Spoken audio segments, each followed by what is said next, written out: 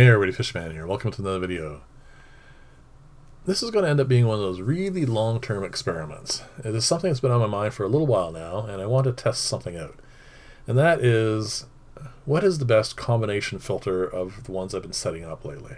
This is obviously going to be a high humidity planter, and you know what I think of those. They're absolutely amazing. But what is the best way to supply water into it? I have two filters I really like, the ones I've been using, and that is, of course, underground filters and box filters, especially the new box filter I've been making with the extra chambers in it. So I want to set up two tanks, and recent circumstances have allowed this to come to.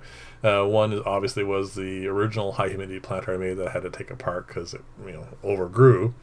And the other one, of course, is the tank that just sprung a leak recently, and I have now fixed. So they're side by side, which is excellent. They're under the same lighting system and everything, so this is great. And also, of course, they're both being reset, and so the timing is also really good for this as well. So what I'm going to do is I'm going to set those tanks up.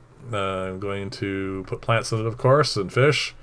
And one of them is going to have a high humidity planter supplied with water by an underground filter, and the other is going to be one that's going to have water supplied to it by a box filter. And of course I want to run them obviously long term. I want to see how well the plants grow in them.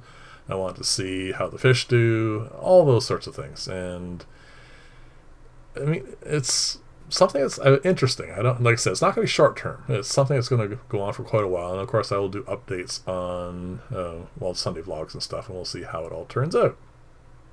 So there's only one little difference I'm going to do with this particular high humidity planter. I don't think it's going to have a major effect on the actual workings. I mean, as far as like messing up the comparison. But what I'm doing here, as you can see, is these are the runners that are going to have. This is going to sit inside the tank, and this keeps it from falling down the side. What I've done before is I've mounted those on the sides. And I'm mounting these on the top like this, so there's this extra 1/4 inch lip all the way around on the outside of the tank.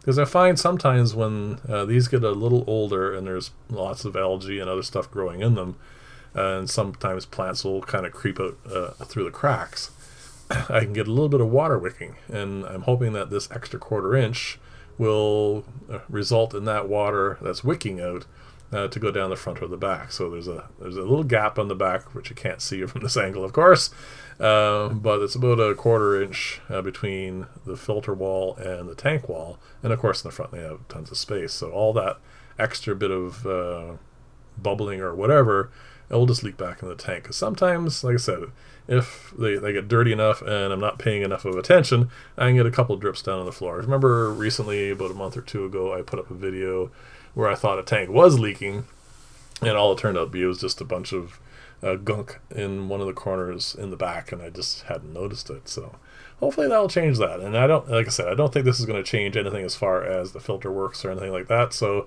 it's not going to be a big deal at all. So there you go, this is hooked up. And there's a couple other little changes I'm going to do there, but notice how quickly these things fill. They do actually move a fair amount of water, which is nice, and of course lots of aeration and all the other fun stuff. And like I said, it just fits in nicely, and I've changed a little bit on, as you can see, how easily this one goes in. I've been working with these now for a couple of years now, and I keep making small adjustments, and as the maintenance goes on, I do a few tweaks here and there and see what works best and what is easiest to get around with. And this is one of the upgrades for the undergravel filter part. You'll see that the lift stack is not a single unit. The little sleeve that goes over that is adjustable, so it goes up and down. And that allows me to remove the lift stack and pull it out of the tank and keep everything level. And that way I can do maintenance and all that other stuff on it. So it makes it a lot easier. One thing I should have done here, and you're going to notice as this goes on, is what I should have done is put the cap on this when it was outside the tank, because it's a little difficult to, and quite finicky I should say, to put the cap on this while it's in the aquarium. But again, like I said, I'm fiddling around with these, I'm trying stuff out, seeing what works. Is it easier to do one or the other? And in this particular case, it was obvious I should have put that cap on when it was sitting on the bench. It's much simpler just to pop it on, make sure all the leaves don't get squished. It's a little bit tight back there. As you can see, I'm going to be bunching up the Java fern here, and just, I mean, it's a tough plant. It's not going to die or anything, but it would have been a little easier for me because it'll take a little bit less time.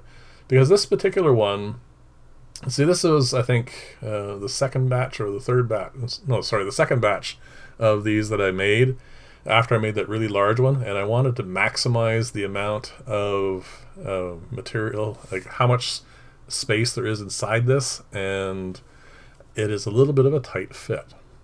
So it would have been much simpler for me to have set that all up, and in the other clip that you saw where I slid it back, do that part first, and then it would be easier to reach down inside the tank and put in the lift stack, because that part has actually been machined, so it's not a tight friction fit, just a reasonable one, so it'd be easy to do even one-handed.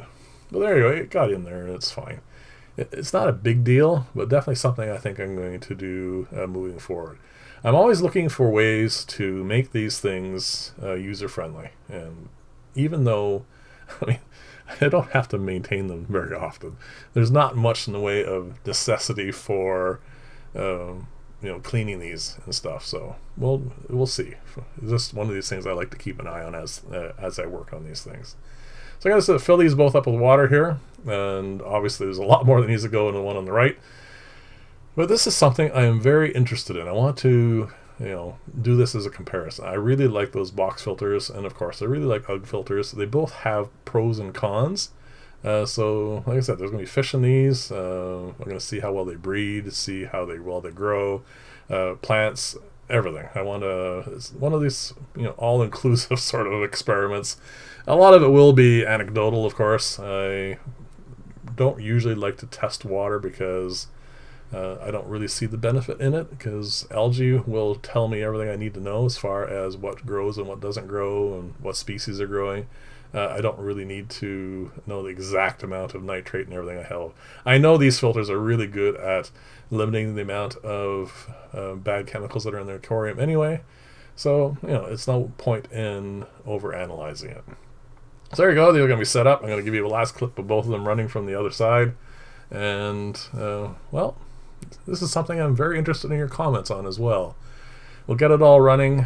Sunday vlogs will be updates for these, and this is, like I said, it's going to be something that's going to be going on for quite a while. I also gave that little filter a clean, so they're both at the 0 point. So excellent. This will be interesting.